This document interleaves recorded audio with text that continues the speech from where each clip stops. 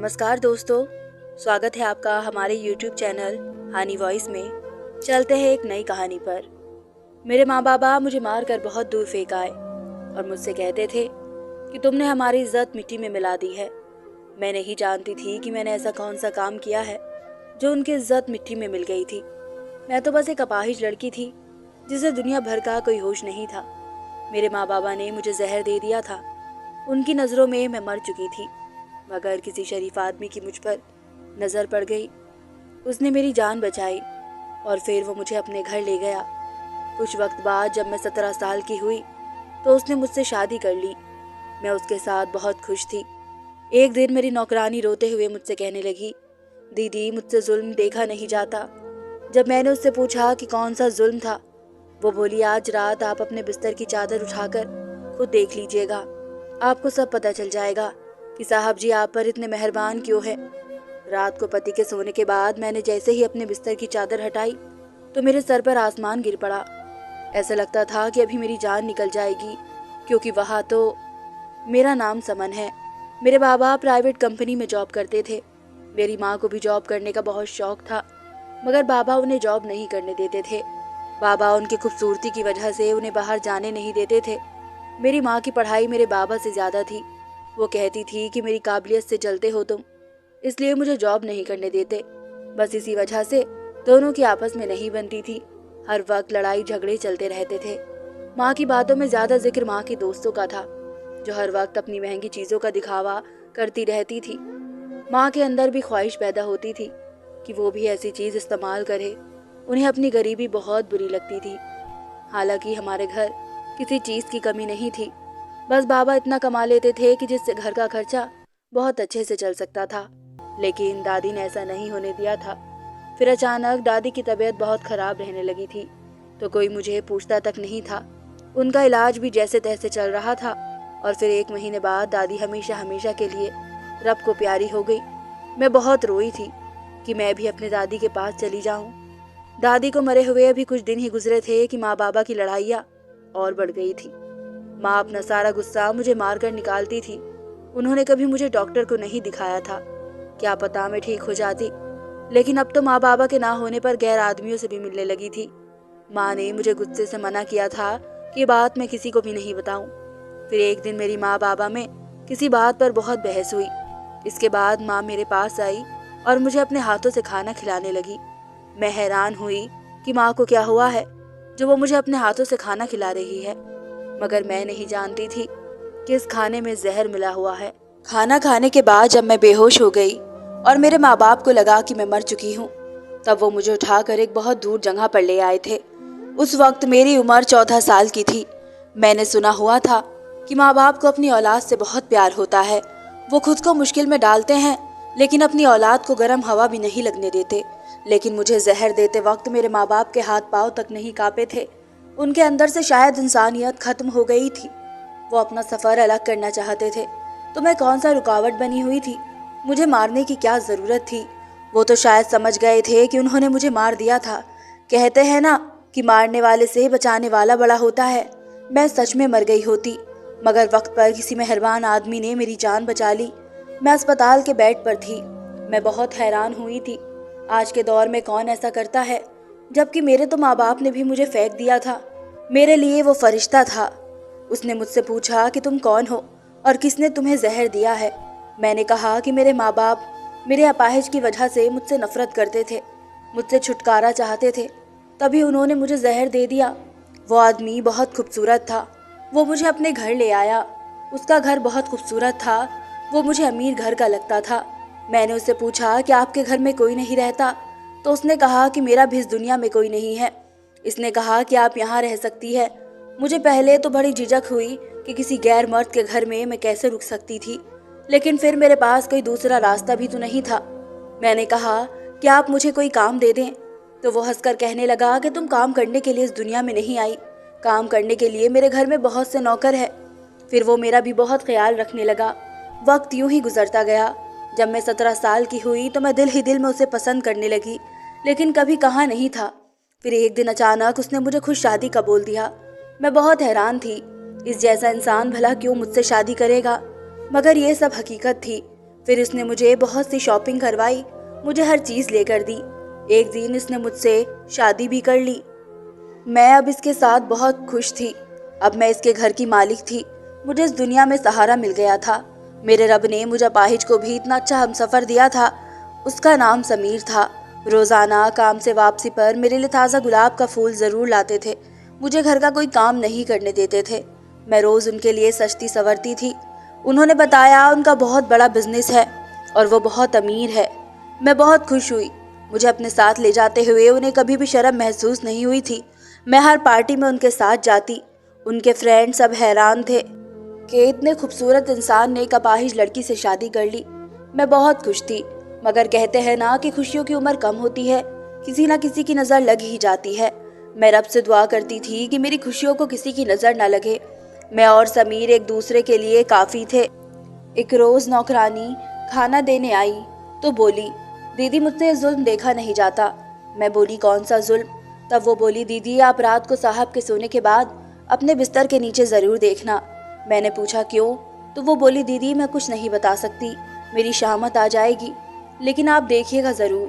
Please साहब को कुछ मत बताइएगा, वरना वो मुझे काम से निकाल देंगे। मैं हैरान रह गई कि वो मेरे पति की भरोसेमंद नौकरानी थी। मुझे कहीं जाना होता तो वही मेरी व्हील चेयर पकड़ कर ला जाती थी। मुझे बड़ा ताज्जुब हुआ।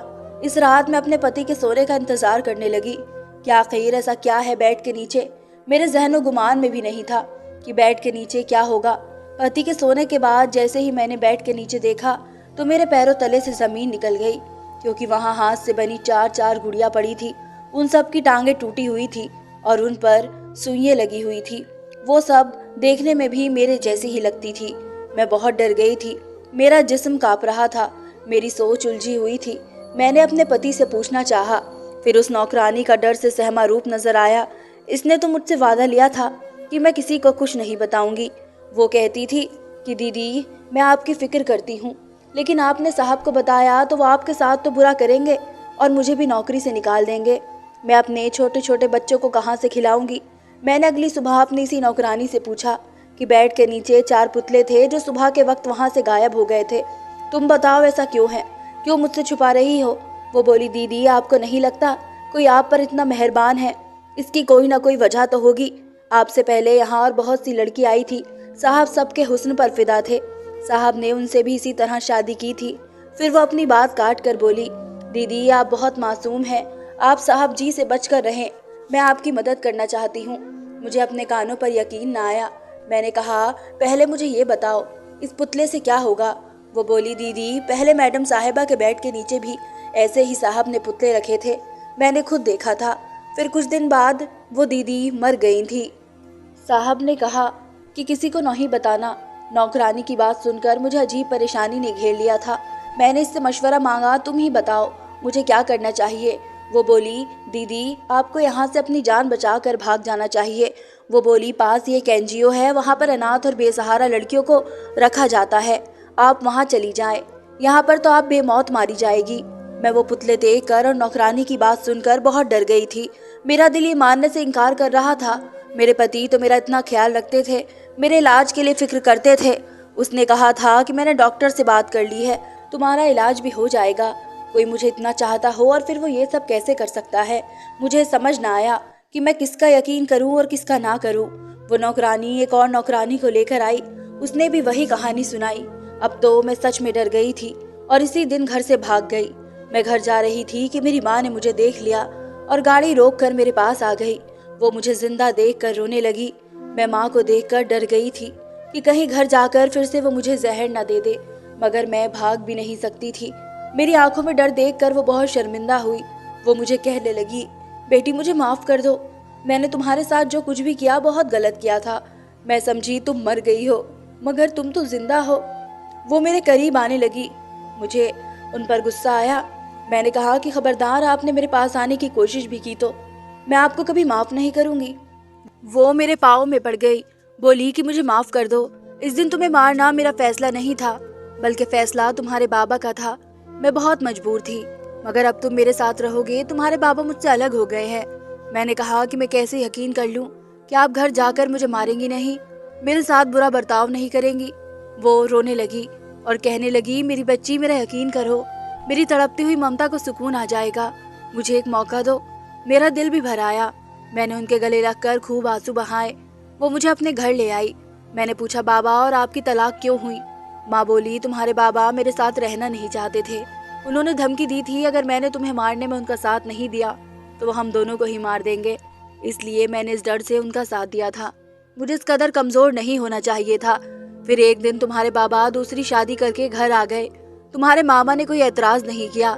सबने यही कहा कि मर्द दूसरी शादी कर सकते हैं, तुम इसके साथ रहो। मैं कहती थी कि मैं इस इंसान के साथ नहीं रहना चाहती। मैं सारी सारी रात रोती रहती थी, यही सोचती रहती थी कि मैं कैसी माँ हूँ जिसने अपनी बेटी को ही जहर दे दिया था। मुझे एक पल के लिए सुकून नहीं मिलता था। तुम्हारे बाबा के साथ मैं रहना नहीं चाहती थी। मैं पहले दौलत के लालच में थी। मुझे तुम्हारे बाबा का एक दोस्त पसंद था, लेकिन फिर मैं समझ गई कि कोई मर्द भरोसे के काबिल नहीं होता। मेरी तलाक के बाद वो भी मुझसे शादी करने के लिए राजी नहीं था। मैंने नौकरी की तलाश शुरू कर दी। फिर मुझे नौकरी भी मिल गई थी। जब मैंने नौकरी करना शुरू कर दी तभी मुझे एहसास हो गया कि मैंने क्या किया है। सारी उम्र तुम्हारी कदर नहीं की। तुम मेरी औलाद थी। मैंने तुम्हारे साथ बहुत बुरा किया। कितने जोड़े औलाद को तरसते हैं, रब से दुआएं करते हैं, मिन्नतें मांगते हैं, मुझे माफ कर दो। मैं उनको और शर्मिंदा नहीं देख सकती थी, इसलिए मैंने उन्हें माफ कर दिया था। वो खुश हो गई और बोली, अब मैं तुम्हें कहीं जाने नहीं दूंगी। इतने वक्त तुम कहाँ रही थी? मैंने कहा, जब आप लोग मुझे मारकर कचरे में फेंक गए थे तब मुझे एक आदमी अपने घर ले गया था, मेरा इलाज करवाया और फिर उसने मुझसे शादी कर ली। लेकिन मुझे पता चला कि वो अच्छा इंसान नहीं है। मुझे वहाँ काम करने वालों ने बताया कि उसने पहले भी बहुत सी शादियाँ की हुई हैं। वो उनकी हमशक्ल गुड़िया बेड के नीचे रखता है और फिर कुछ दिन बाद ही उसकी बीवी मर जाती है। तभी मैं वहाँ से भाग गई। माँ रोते हुए बोली, ये सब मेरी वजह से हुआ है। मैं अच्छी माँ नहीं हूँ, तभी तुम्हें इतनी मुश्किलें देखनी पड़ी। तुम अपनी माँ को माफ कर दो। मैंने कहा, माँ इसमें आपका कोई कसूर नहीं है। माँ बोली, इसमें मेरा ही कसूर है। तुम्हें इस कदर नफरत से पाला है। दिन रात तुम्हें भूखा रखती थी, तुम्हें मारती थी, तुम डर जाया करती थी, लेकिन मैं तरस नहीं खाती थी। मगर अब तुम्हें कोई शिकायत का मौका नहीं दूंगी। एक अच्छी माँ बनकर दिखाऊंगी। मैं उनके घर रहने लगी थी। वो मुझसे बातें करने की बहुत कोशिश करती थी। माँ अब भी वैसे ही खूबसूरत थी, कहीं से भी एक शादीशुदा बेटी की माँ नहीं लगती थी। कोई भी धोखा खा जाता उनकी उम्र और चाल चलन से कि वो मेरी बहन लगती थी। अब भी उन पर कई मर्द मरते थे। माँ ने बताया कि वो जहाँ जॉब करती है ये घर उन्हें इसी कंपनी की तरफ से मिला है। ऑफिस की तरफ से गाड़ी भी मिली थी। वो किसी बड़े पोस्ट पर जॉब करती है। मुझे कहा कि मैं जल्द तुम्हें तुम्हारे पति से तलाक दिलवा दूंगी। तुम्हें घबराने की जरूरत नहीं है। अब तुम अकेली नहीं हो, तुम्हारी माँ तुम्हारे साथ है। मैं खुश हो गई कि मैं अकेली नहीं हूँ। मुझे कहीं ना कहीं पति को छोड़ने का दुख जरूर था। मैं इस आदमी की पहचान से अब तक अनजान थी। माँ वापस आकर मुझसे खूब सारी बातें करती। मुझे बताती कि मैंने अपने सब दोस्तों को छोड़ दिया है। सब मुझे नीचा दिखाते हैं। उन्होंने मेरे अंदर जहर भर दिया था। मैंने कहा कि इंसान गलतियों से ही सीखता है और वो चुप हो गई। मुझे यहाँ रहते महीना हो गया था। एक दिन मैं रात को प्यास की वजह से उठी, किचन में जाने लगी, लेकिन मुझे माँ के कमरे से आवाज आ रही थी। मुझे ताज्जुब हुआ कि सुनूं तो वो क्या बातें कर रही हैं। रात के इस वक्त माँ के कमरे में कौन हो सकता है? माँ ने तो कहा था कि उन्होंने सबसे रिश्ता तोड़ दिया है। मैं जैसे ही सुनने लगी तो अंदर से किसी आदमी की आवाज आ रही थी। माँ को वो आदमी कह रहा था, तुम जल्दी अपनी बेटी को तलाक दिलवाओ वरना तुम्हें मैं नौकरी से निकाल दूंगा। वो माँ का बॉस था, लेकिन रात के इस वक्त वो भी माँ के कमरे में। मुझे ये सब ठीक न लगा। फिर वो कहने लगा, तुम जो मुझसे शादी करने के ख्वाब देख रही हो, तुम्हारे ख्वाब तभी पूरे होंगे जब तुम मेरा काम करोगी। अगर मैंने तुमसे अपना घर और गाड़ी ले ली तो तुम सड़क पर आ जाओगी। तुम अभी तक अपनी बेटी को तलाक नहीं दिलवा सकी। मैंने इतना कुछ किया, तुम्हारी बेटी की नौकरानी को पैसे दिए, इसको घर से निकाला, तुम्हारी बेटी के दिल में शक पैदा किया, झूठे पुतले बनाकर रखे। यह पाहिज लड़की मेरे बेटे की जिंदगी में नहीं होनी चाहिए। मैं हैरान थी, ये मेरी ही बात हो रही थी। यकीनन ये आदमी मेरे पति के बाबा थे। मेरी माँ बोली, जैसे तुम बोलोगे वैसा ही होगा। अब तुम्हें शिकायत का मौका नहीं मिलेगा। मैंने बेटी के दिल में जगह बना ली है। वो बहुत भोली भाली है। मैं इससे साइन करवा लूंगी। अब मुझे सारी बात समझ आ गई थी। मुझे अपनी कम अकल पर गुस्सा आया कि मैंने इतनी मोहब्बत करने वाले पति पर भरोसा नहीं किया। मैं कितनी आसानी से उनके जाल में फंस गई थी। जो माँ बेटी को जहर दे सकती है वो अचानक इतनी अच्छी कैसे हो गई? ये सोची समझी चाल थी।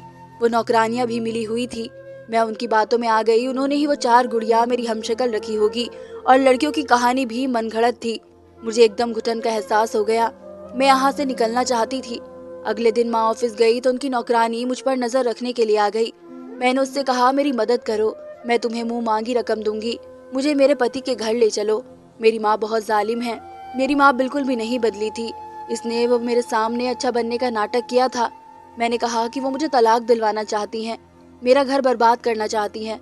ये काम होने के बाद इस अमीर आदमी से शादी करके वो मुझे छोड़कर चली जाएंगी। तुम मेरी मदद करो। इसे भी शायद मुझ पर तरस आ गया था, इसे पैसों की जरूरत भी थी, तो वो मान गई। मैं गाड़ी कर वहां से सीधा पति के पास आ गई। वो खूबसूरत आदमी मेरी याद में आधा हो गया था। मुझे देखकर हैरान हुआ और बोला कि तुम किधर चली गई थी बिना बताए? मैंने तुम्हें कहाँ कहाँ नहीं ढूंढा। ऐसी कौन सी गलती हो गई थी जो तुम मुझे छोड़कर चली गई?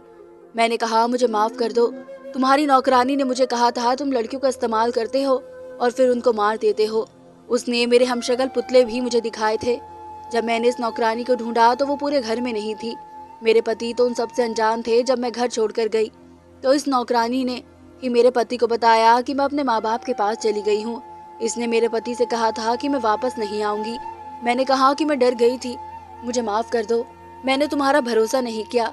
गलत इंसान पर भरोसा करके हमेशा इंसान नुकसान ही उठाता है। जिस लड़की के माँ बाप ने उसे इस्तेमाल करके अपने मतलब के लिए फेंक दिया हो, वो लड़की ऐसी ही बन जाती है। मैंने कहा, मेरी माँ और तुम्हारे बाबा ने हमें अलग करने का इरादा किया था। दोनों मिले हुए हैं। तुम्हारे बाबा मुझ जैसी अपाहिज लड़की को अपनी बहू स्वीकार नहीं करना चाहते। उन्हें तुम्हारे साथ चलने वाली लड़की खूबसूरत चाहिए, जिसमें कोई नुक्स ना हो। वो मेरी माँ से इसी शर्त पर शादी करना चाहते हैं कि पहले वो मेरी तलाक करवाएंगी। मेरे पति सारी तुमने मुझे माफ कर दिया है। मैंने कहा कि मैंने आपकी इस रात सारी बातें सुन ली थी। अगर अब आपने मेरे साथ कोई जबरदस्ती की तो मैं आपको पुलिस के हवाले कर दूंगी। पुलिस का नाम सुनकर वो घबरा गई। मैंने कहा कि आप इस काबिल नहीं हैं कि आपको माफ किया जाए। मैंने उन्हें जान से मार देने के जुर्म में और जहर देकर मारने की कोशिश में गिरफ्तार करवा दिया था। पुलिस उन्हें गिरफ्तार करके ले गई थी। मैं कभी भी ऐसा ना करती, लेकिन मुझे पता था कि उन्होंने मेरी जिंदगी में सुकून कभी नहीं रहने दिया था। लेकिन अब सब कुछ ठीक हो गया था। मेरे पति ने मुझे बताया कि मैंने तुम्हें बहुत जगह ढूंढा, मगर तुम मुझे कहीं ना मिली। तुम काश मुझ पर यकीन कर लेती। तुम्हारी माँ और मेरे बाबा दोनों ही गलत इंसान थे। मैं उन रिश्तों से निकल आया हूँ। इस दुनिया में अकेली तुम हो जो मेरी हो। मुझे शर्मिंदगी हुई। मेरा पति मुझे इतना प्यार करता था, फिर भी मैंने इसका भरोसा ना किया। मेरी माफी मांगने पर उन्होंने मुझे माफ कर दिया। अब हम खुशी खुशी रह रहे थे। मेरे पति मुझे इलाज के लिए दूसरे मुल्क ले गए थे। डॉक्टर ने ऑपरेशन का बताया था, जिसके बाद ये चल फिर सकती हैं। मेरे पति मेरा इतना ख्याल रखते थे कि मैं रब का जितना धन्यवाद करती उतना कम था। ऑपरेशन के बाद मैं बिल्कुल ठीक हो गई थी, अपने पाँव पर चलने लगी थी। मैं अपने आप को बहुत खुशकिस्मत मानती थी कि मुझे इतना चाहने वाला पति मिला था। धन्यवाद दोस्तों।